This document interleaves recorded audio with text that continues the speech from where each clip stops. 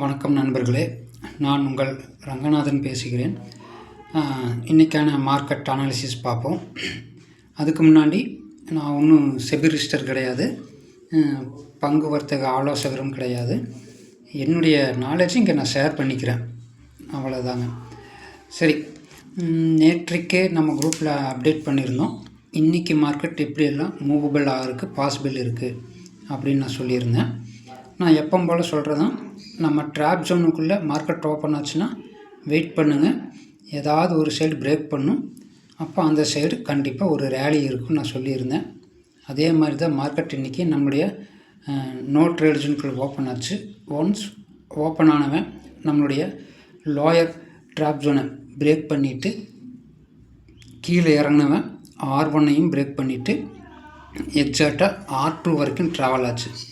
So இதுக்கு இடையிலே நான் குரூப்பில் உங்களுக்கு சொல்லியிருப்பேன், 25,650 புட்டு 147 ரூபாவை கிராஸ் பண்ணுச்சுன்னா நீங்கள் புட் சைடு ஃபோக்கஸ் பண்ணலாம் அப்படின்னு சொல்லியிருந்தேன். அதே மாதிரி அவன் 147 ரூபாவை கிராஸ் பண்ணி 185 ரூபா வரைக்கும் ஃபஸ்ட்டு ஸ்பைக்லேயே போனோம். அப்படி அதுக்கப்புறம் அதோட ஹை 240 வரைக்கும் போயிட்டு அதுக்கப்புறம் தான் ரிவர்சல் ஆச்சு. ஸோ மார்க்கெட் பார்த்திங்கன்னா நம்மளுடைய S2வை எக்ஸாக்டாக டச் பண்ணிவிட்டு ரிவர்சல் ஆக ஆரம்பித்தவன் நம்முடைய நோ ட்ரேட் ஜோனையும் டச் பண்ணிவிட்டு அதுக்கப்புறம் பார்த்திங்கன்னா நேற்றைய க்ளோசிங் ப்ரைஸை பிரேக் பண்ண முடியாமல் மறுபடியும் ரிவர்சல் ஆக ஆரம்பிச்சிச்சு. இதுக்கு இடையிலே நான் மறுபடியும் ஒரு இன்ஃபர்மேஷன் கொடுத்துருந்தேன்.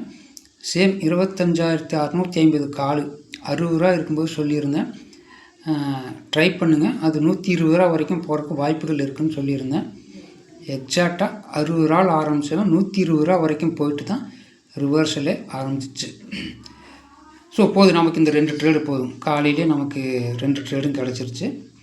அதுக்கப்புறம் மறுபடியும் மார்க்கெட் ரிவர்சல் ஆனவன் மறுபடியும் நம்ம S1 டச் பண்ணிவிட்டு திரும்பவும் no trade zone lower no trade ஜோனை டச் பண்ணிவிட்டு அங்கேருந்து அப்பர் நோ ட்ரேட் ஜோனுக்கு போனவன் அங்கேயே ஒரு 2-3 நிமிஷம் கன்சால்டேட் ஆகி கரெக்டாக எக்ஸாக்டாக அதே ஏரியாவில் க்ளோஸ் பண்ணிட்டா அப்படி. ஸோ இதெல்லாம் தான் சொல்கிறது.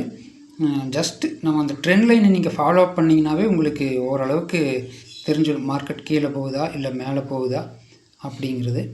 ஸோ இன்றைக்கி உங்களுக்கு 2 சைடுமே ஒரு நல்ல ப்ராஃபிட் கிடச்சிருக்குன்னு நான் நினைக்கிறேன். ஸோ ஒரு நாளைக்கு ஒரு ட்ரேட் இல்லை 2 ட்ரேடு பண்ணுங்கள், அதுக்கு மேலே நம்ம பண்ண வேண்டாம். கூடுமான வரைக்கும் 10 மணிக்கெல்லாம் நாம் ட்ரேடிங்கை முடிச்சிடுறது ரொம்பவும் நல்லது. அதுக்கப்புறம் நம்ம வேலைகளை நம்ம பார்க்க போயிடணும். ஓகே, மண்டேக்கான மார்க்கெட் அனாலிசிஸ் என்னங்கிறத நாம் இப்போ பார்ப்போம்.